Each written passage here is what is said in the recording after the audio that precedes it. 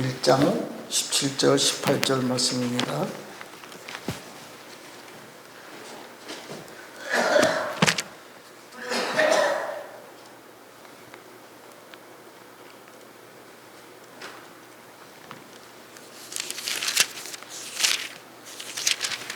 야고보서 1장 17절 18절 말씀입니다.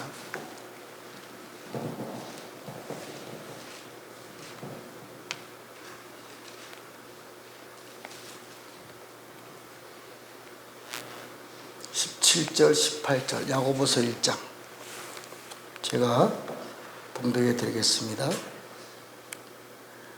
온갖 좋은 은사와 온전한 선물이 다 위로부터 빛들의 아버지께로부터 내려오나니 그는 변함도 없으시고 회전하는 그림자도 없으십니다. 그가 피조물 중에 우리로 한 첫 열매가 되게 하시려고 자기의 뜻을 따라 진리의 말씀으로 우리를 낳으셨느니라. 아멘. 네, 오늘은 온갖 좋은 은사와 온전한 선물에 대해서 은혜를 나누고자 합니다. 이 온갖 좋은 은사에 대해서는 우리가 다 알고 있습니다. 사도행전 2장에 있는 말씀인데, 2장에서 오순절날 마을 단합에서 임한 성령님의 사역을 우리는 이른비의 성령님의 사역이다 이렇게 많은 사람들이 말을 하고 전하고 있습니다. 이 이른비의 성령님의 사역을 통해서 지금까지 교회 시대가 왔습니다.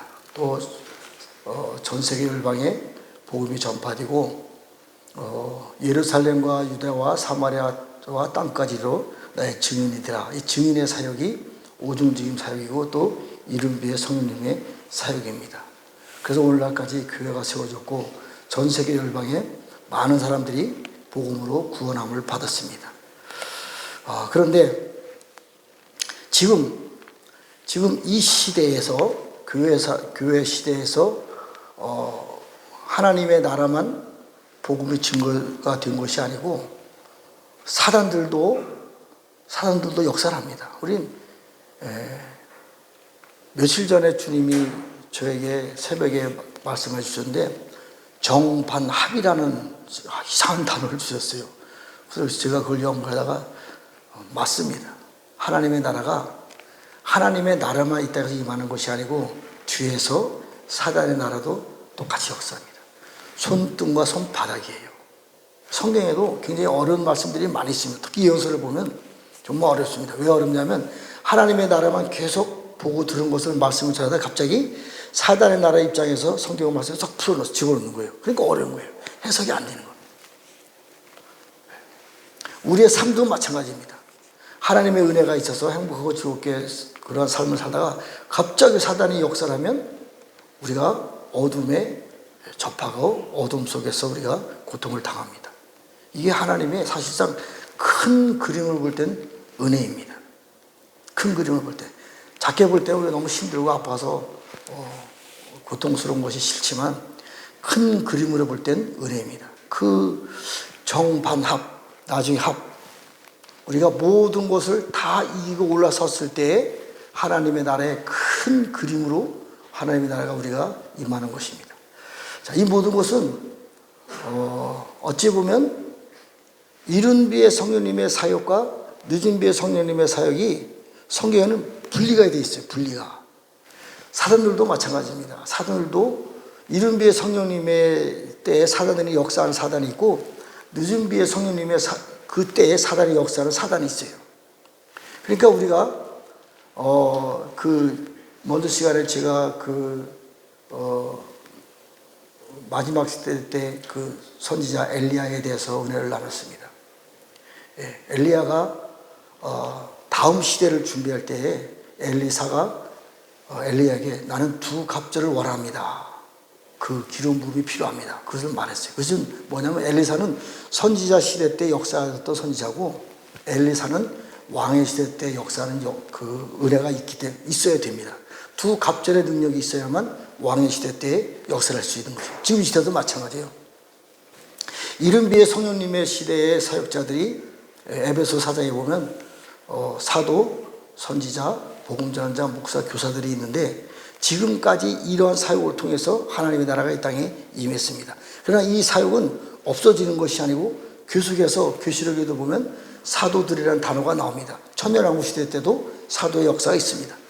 그러나 이런 오종지금 사역 가지고는 사단들이, 왕들이 세상을 지배하고 있는 세상 임금, 붉은 용이라든가 땅속에 있는 사단의 왕 아바돈이 세상에 올라왔을 때는 오종지금 사역 가지고는 이것을 감당할 수가 없어요.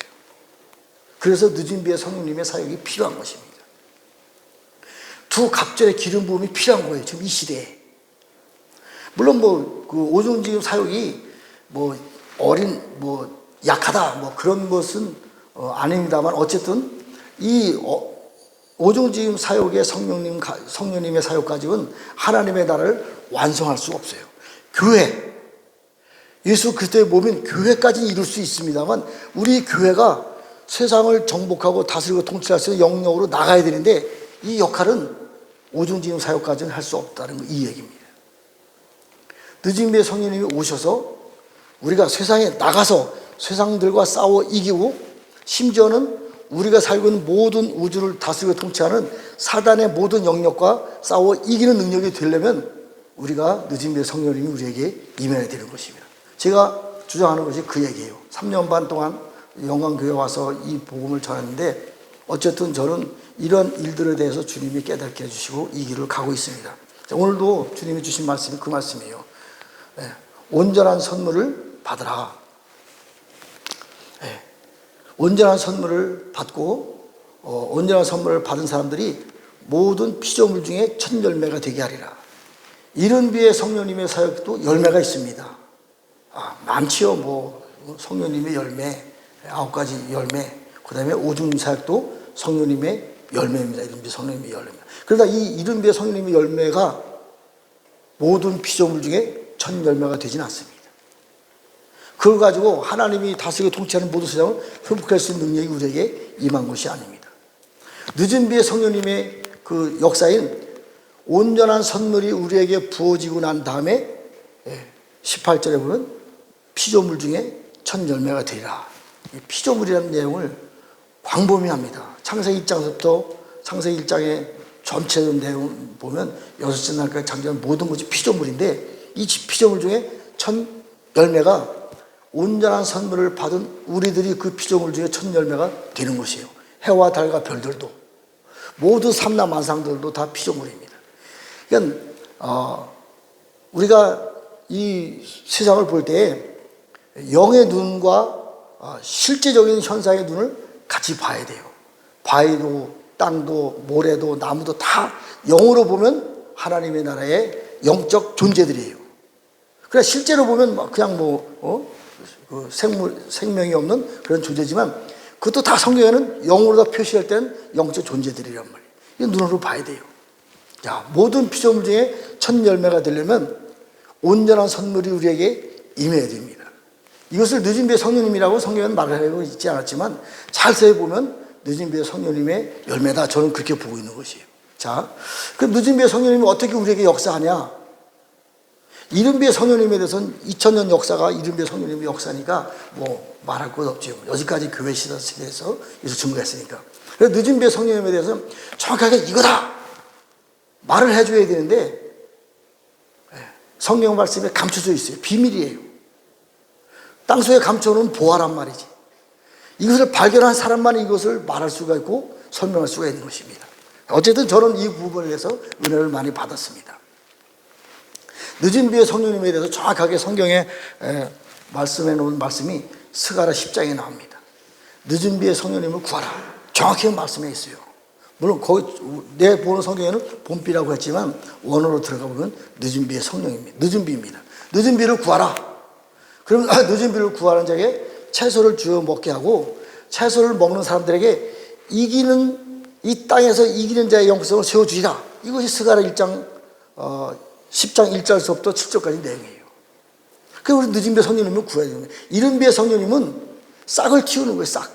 새순, 싹을 틔우는 것이고 늦은 비의 성령님은 이 싹이 새싹이 자라서 채소가 되는 거예요. 이것을 먹고 자라는 우리들이 싸우고 이기는 자가 되는 내용이 스가랴 10장에 있는 내용입니다. 그럼 이 시대에, 지금 이 시대에, 지금 교회사 시대잖아요. 어떻게 보면 교회사 시대 끝 와 있잖아요. 성경으로 보면 아시아에 있는 일곱 금주대 시대, 지금이 저는 그렇게 보고 있는 거예요. 이 시대에 늦은 비에 성령님이 우리에게 어떻게 역사하냐 이거죠. 자, 계시록의 내용을 좀 보겠습니다. 우리 제가 이걸 다 적었어야 되는 건데 아침에 너무 늦게 설교 준비하다가 계시록 2장 3장에 있는 내용입니다. 다 같이 한번 보이겠습니다. 우리 계시록 2장 3장에 있는 내용입니다. 자, 늦은 비에 성령님이 우리에게 어떻게 역사하시는지, 또 아시아의 일곱 금초대 교회에 늦은 비에 성령님이 어떻게 오시는지, 실제 이분이 오시는 것입니다. 자, 계시록 1장 13절서부터 늦은 비에 성령님의 그 모습에 대해서, 형상에 대해서 제가 한번 읽어드리겠습니다. 촛대 사이에 인자 같은 이가 발에 끌리는 옷을 입고 가슴에 금대를 띠고 그의 머리와 털의 시기가 신 양털 같고 눈 같으며 그의 눈은 불꽃 같고 그의 발은 풀무불에 단련한 빛난 주석 같고 그의 음성은 많은 불소리 같으며 그의 오른손에 일곱 별이 있고 그의 입에서 좌우에 달성검이 나오고 그의 얼굴은 해가 힘있게 비치는 것 같더라. 내가 볼 때에 그의 발 앞에 엎드려서 죽은 자같이 되며 그가 오른손을 내게 얹고 이르시되 두려워하지 말라. 나는 처음이요 마지막이니 곧 살아있는 자라. 내가 전에 죽었으므라 볼지어다 이제 세세토록 살아있어 사망과 음부의 열쇠를 가졌노라. 이분은 지옥의 열쇠도 가지고 있어요. 그리고 심판해주고 만화의 왕, 그분이 이 땅을 심판하러 오실 때 어린 양 예수님이 아니고 유다 지파의 사자의 모습이 이 모습이에요. 이분이 지금 아시아에 있는 금주대 교회 이분이 역사하시는 것입니다. 어떻게? 성령님으로. 성령님으로. 자, 이분의 현상에 대해서, 모습에 대해서 제가 이른비의 성령님은 불의 혀같이 갈라지는 모습이 각자 어깨에 임했다 그랬어요. 불의 혀같이 갈라지는 하나님의 성령님의 불이 각자 어깨에 임하였다 그랬어요. 늦은 비의 성령님은 어떻게 역사하시는지 제가 한번 읽어드리겠습니다. 에베소 교회의 사자에게 편지하라. 오른손에 있는 일곱 별을 붙잡고 일곱 금촛대 사이에 거니시는 이가 이르시되. 이게 이른비의 성령님의 완전한 모습이 우리 영광교회가 금촛대 교회라고 하면 영광교회에 팍 임하면 하나님의 영광이 임하는 것이기 때문에 우리가 아직 이 부분을 감당할 수가 없어요. 우리는 아직 연약합니다. 태워질 것이 많이 있어요. 그렇기 때문에 완전하신 그 하나님의 늦은 비의 성령님, 해와 같은 그분은 아직까지 금촛대 교회에 완전한 모습을 임하지 못합니다. 그래서 부분적으로 역사하는 거예요. 부분적으로 그분이. 일곱 금촛대 교회, 일곱 개 금촛대 교회 사자, 그 역사하신 그 늦은 비의 성령님은요, 그분이 교회에 맞게 부분적으로 역사하신 것입니다. 그래서 그 교회에 필요한 내용들을 다 설명해 주는 거예요. 회개하라, 돌이키라, 싸워 이기라. 발람과 발락의 영, 이세벨의 영, 니골라당의 영, 싸워 이기라. 그리고 너희가 그리고 이제 싸워 이긴 자들에게 늦은 비의 성령님의 열매를 주십니다. 이게 이른 비의 성령님의 모습과 그분이 우리에게 오셔서 우리가 그분의 열매가 그분이 우리에게 들어왔을 때 열매로 나타나는 현상이 일곱 금주대 교회 이기는 자들입니다. 물론 사자들에게 먼저 보여주십니다. 자, 금주대 교회 사자들에게 편지하라. 원어로 보면 색이다. 그분이 우리에게 들어와서 새겨 주는 거예요. 완전한 그분이 아니라 부분적인 그분이. 우리 영광교회 늦은 비의 성령님이 오셔서 우리들에게 새겨 주는 거예요. 그러면 내가 뭐가 되는 거예요? 그분의 형상이 되는 겁니다.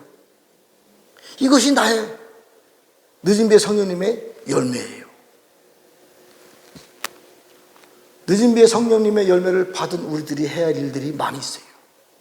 그러려면 금초대 교회에 이기는 자들의 주는 열매를 잘 이해를 해야 돼요. 잘 이해를 해야 돼요. 이 열매가 뭔지, 그냥 말씀으로 오는 것인지 이 열매가 능력으로 나타나는 것인지 잘 이해해야 됩니다. 자, 제가 짧은 시간에 다 말씀드릴 수는 없지만 중요한 것만 말씀드리겠습니다.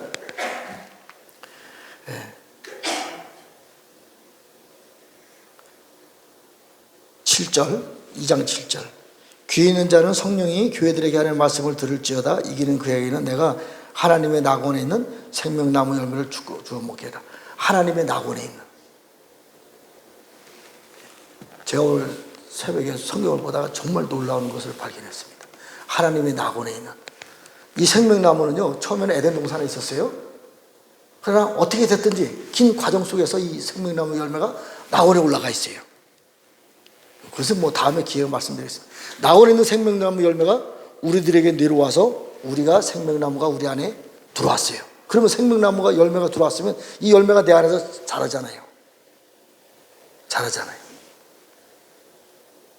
이 열매가 자라서 열매가 맺혀졌을 때 이 열매는 어디에 있어요?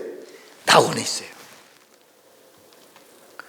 계시록 18장 20절에 보면 하늘에 있는 것들, 우리가 지금 이 시대에 하늘에 있는 사람들 영으로, 계시록 12장에도 보면 하늘에 이적이 보니 해를 옷 입고 12별의 관을 쓰고 발 아래 다리는 여자가 있는데, 근데 이 여자는 이 땅에 살고 있어요.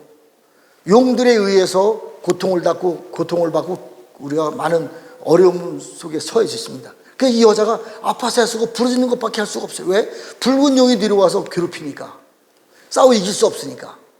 그런데 이 여자의 원래 모습은요, 영의 모습은 하늘 위에 올라가 있어. 하늘 위에.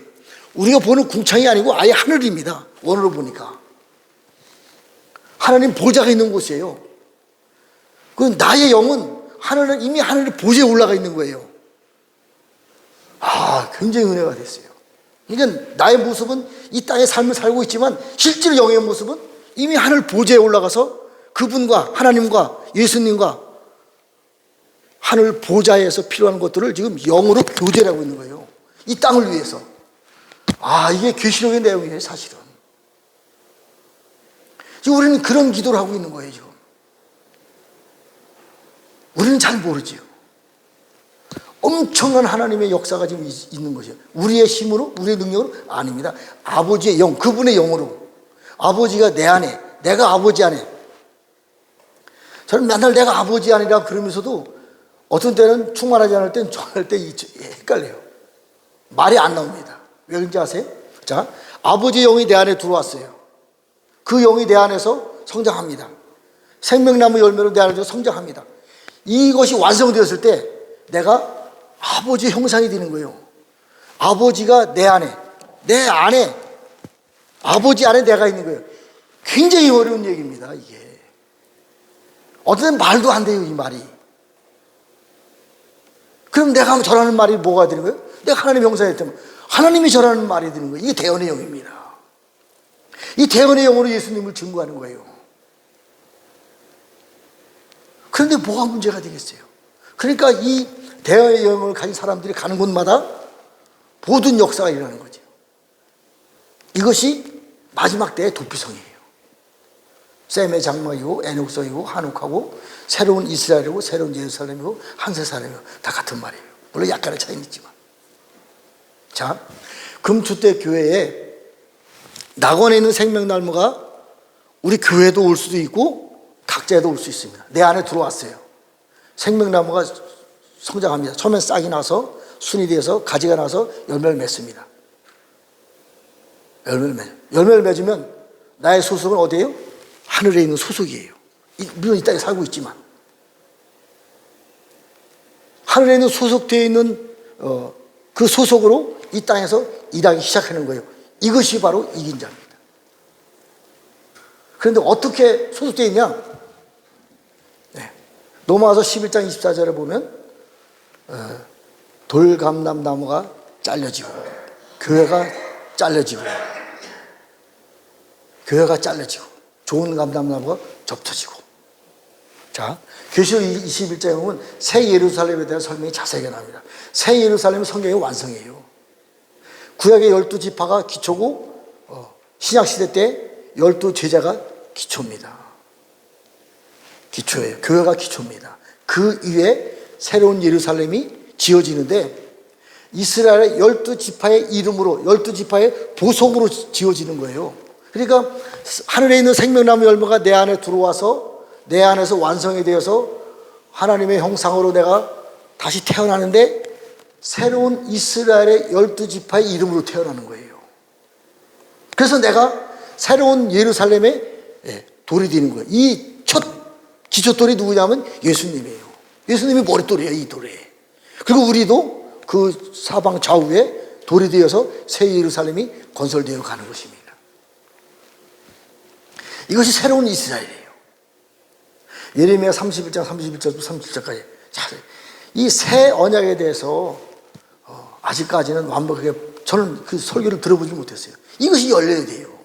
그러니까 뭐 교회가 무슨 저 대체 신학이다, 뭐 이스라엘이 최우선이다 말이 많은데요. 천만의 말씀이에요. 교회도 아니고 이스라엘도 아니고 새로운 하나님이 일곱 명이 우리에게 들어오셔서 늦은 비의 성령님의 열매를 가진 우리들이 새로운 이스라엘과 새로운 예루살렘으로 나아가는 것입니다. 이것은 교회 시대부터 시작돼요.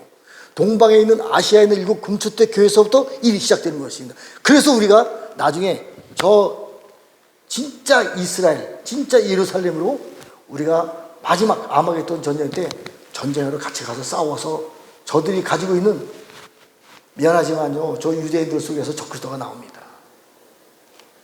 저 예루살렘에서 적그리스도가 나와요. 제 삼성전이 실제로 지어진다니까요. 성경에 있습니다. 계시록 11장의 내용이 삼성전에 대한 내용이에요. 우리의 이 막중한 지금 은혜가 있습니다. 자, 얘기가 좀 딴 데로 갔는데, 자, 어쨌든 늦은 비의 성령님의 열매가 우리들에게 다 나타났을 때에 계시록 4장 1절이 주님이 공중에 오시고 우리가 휴고되고 또 땅의 도피성에 남아있는 사람들이 되는 결정적인 타임입니다. 계시록 4장 1절이 첫 단어가 뭔지 아세요? 이 일 후에. 그럼 뭐예요? 그 전에 무슨 일이 벌어졌다는 얘기예요? 하늘 보좌에 올라갈 사람들의 준비가 완성되고 난 다음에 주님이 공중에 오시는 거예요. 그러면 많은 사람들이 주님의 공중에 오시는 것을 가지고 무슨 사인이다, 제3성전이다, 뭐 다 지금 막 연구를 해서 지금 그걸로 기도하고 있습니다. 제가 볼 때 가장 중요한 것이 뭐냐면 일곱 금초대 교회 사자들과 이기는 자들이 아버지의 늦은 비의 성령님의 기름 부음을 받고 우리가 열매를 맺는 것이 최우선이에요. 제3성전도 우리가 할 일이 아니에요. 우리가 삼성전 지어요? 아닙니다. 물론 필요하지. 그렇게 쓰임 받은 사람들, 그렇게 부르심을 받은 사람은 그 길을 기도해야 되는 겁니다. 제가 볼 때 가장 중요한 것은 일곱 금초대 교회 사자들과 이기는 자들이 먼저 나타나야 돼요. 열매가 맺어야 됩니다. 지금 이 시대에 우리가 기도할 내용들이 그 내용이에요. 일곱 금초대 교회 사자들과 이기는 자. 제가 수도 없이 말씀드렸지. 그리고 난 다음에 이 일 후에 주님의 공중에 오시는 거예요. 그러면 우리가 온전한 선물을 받고 피조물 중에 첫 열매가 되었는데 우리가 할 일들이 뭐예요? 피조물 중에 첫 열매가 할 일들이 뭐예요? 자, 사단도 피조물입니다. 뱀, 용, 마귀 사단도 피조물이에요. 히브리서 10장의 내용을 보면요, 성경에 지금 이 시대에 완성된 내용이 있습니다. 우리는 지금 미안하지만 우리 육체는 사단의 몸인 아파르, 재로다가 우리 몸의 일부가 돼 있어요. 그렇기 때문에 사단은 마음대로 우리 몸을 들어왔다 나갔다 할 수 있어요. 내가 소속되어 있는 교회도 마찬가지고 우리 집도 마찬가지예요. 내가 소속되어 있는 어두운 곳도 다 사단의 반은, 영적 원리를 볼 때 반은 사단의 집이에요. 그렇기 때문에 우리가 고통 속에 처할 수밖에 없고 어려움과 어두움에 처할 수밖에 없는 내용입니다. 이것이 언제 완성이 되냐, 언제 깨끗하게 하나님의 형상으로 완성되냐, 이것이 히브리서 10장에 있는 내용이에요. 자, 보좌 우편에서 하나님이 중보하고 계십니다. 지금도 새 언약의 중보자이신 예수님, 밀기세덱의 반차를 따른 대제사장으로 중보하고 계십니다. 언제까지? 이게 중요한 거예요. 사단의 머리를 발로 밟을 때까지. 잘 들어보세요. 예수님이 중보하고 계십니다. 사단의 머리를 발로 밟을 때까지 중보하고 계십니다. 예수님이 밟아요? 아니에요. 아닙니다. 우린 하나님을 너무 과소평가하고 있어요. 하나님은 완전하신 하나님입니다. 처음에 모든 것을 창조하실 때 하나님도 창조하셨고 예수님도 창조하셨어요. 예수님도 그 자리에 있었어요. 근데 예수님이 만들어 놓은 피조물을 내가 잘못 만들었어. 심판하고 통치하고 심판하고 불로 잡아서 무지개 집어넣고 좋은 하나님을 만들 거야. 그러면 하나님의 불의가 들어가는 거예요. 그 일은 하나님이 하시지 않습니다. 예수님이 하시지 않아요. 그 일을 우리가 하는 겁니다. 이게 온전하게 선물을 받은 사람들이에요. 피조물도 천년입니다. 어떻게? 계시록 12장에 보면 지금 세상 임금은 저 하늘에서 궁창에서 세상 임금으로 있습니다. 붉은 용, 일곱 머리 열풀 붉은 용으로 있습니다. 이들과 싸워 이기는 형제들이 있는데 그것이 바로 온전한 선물을 받은 우리들이에요. 우리가 휴거돼서 성경에서 계시록에서 4장 이전에 2일 후에 그리고 첫 번째 시작되는 것이 계시록 12장의 내용이에요. 붉은 용과 싸워 이겨서 그들을 쫓아냅니다. 이 땅에는 붉은 용이 있죠. 땅 속에 있는 사단의 왕 아바돈이 올라옵니다. 일곱 머리 열풀 짐승이 있죠. 거기 선지자들이 있어요. 이들과 나중에 싸우는 사람들이 뭐냐면 계시록 12장의 신말 탄자들이에요. 이게 온전한 선물을 받은 우리들입니다. 우리들이 그 일을 해가는 거예요. 그래서 완전한 하나님의 나라로 회복해 가는 것이 천년왕국입니다. 제가요 며칠 전에 홍천에 갔더니만 어떤 목사님이 벌써 이미 천년왕국 준비하고 있는 거예요. 깜짝 놀랐어요. 그 대화를 하다가 다 아는 내용이에요. 박일 목사님으로 유튜브 쳐보세요. 옛날에 유명한 사람이에요. 조용필이랑 같이 이 기타 친 사람이고 아주 정치, 경제, 재계, 교회 쪽 유명한 사람. 그분이 오라해서 가서 교제를 하다 보니까 지금 제가 볼 땐 지금 할 일이 아닌데 이미 하나님이 가라고 해서 갔고 만평되는 땅에서 다음 시대를 준비하고 있는데 천년왕국을 준비하고 있는 거예요. 하나님이 보여준 대로 가르친 대로 지금 그대로 지금 계획을 써서 나가는 거예요. 깜짝 놀랐어요. 거제도 맨 끝에 땅이 있습니다. 거기도 이제 오라 해서 갔었는데 원영 목사님이 그 쳐보시면 압니다. 유명한 사람이에요. 그 교제를 하다 보니까 지금 이 시대를 위한 준비한 게 아니에요. 천년 왕국을 준비하고 있어요 벌써. 참 은혜는 은혜입니다. 우리는 지금 내 앞길도 지금 못 헤쳐나가는데 이미 하나님께서는 선택된 사람 중에서 천년왕국 준비를 하고 있어요. 참 은혜예요 은혜. 누가 그 일을 하겠어요. 자, 우리 영광교회도 제가 볼 때 일곱 금초대 교회 중에 금초대 교회입니다. 우리 영광교회가. 우리가 잘나서 그런 것이 아니고 성경에는 비밀이 있어요. 38이라는 숫자 값의 비밀이 있고 또 하늘 이제 보호자라는 비밀이 있고 배꼽이라고 하는 하나님의 직접 이 땅에 내려오는 하늘 나의 보좌여 땅은 발등상 하나님 밟는 발 닿는 곳이 따로 있어요. 호렙산이요. 모세가 처음에 훈련 받을 때 모세를 만난 하나님이 역사한 것이 호렙산이에요. 이스라엘 백성이 애굽에 출애굽할 때 호렙산에서 하나님을 만납니다. 그 이후로 엘리야가 하나님을 부르는데 호렙산으로 불러요. 왜 거기까지 40일 동안 먹고 자고 않고 거길 걸어가는 거예요. 왜 거기까지 가서 하나님을 만나요? 우리가 볼 때 아무 데서 하나님을 만나면 되지? 아니에요. 하나님의 발등상에 닿는 것이 따로 있습니다. 그것은요 사단에 의해서 더럽히지 않아요.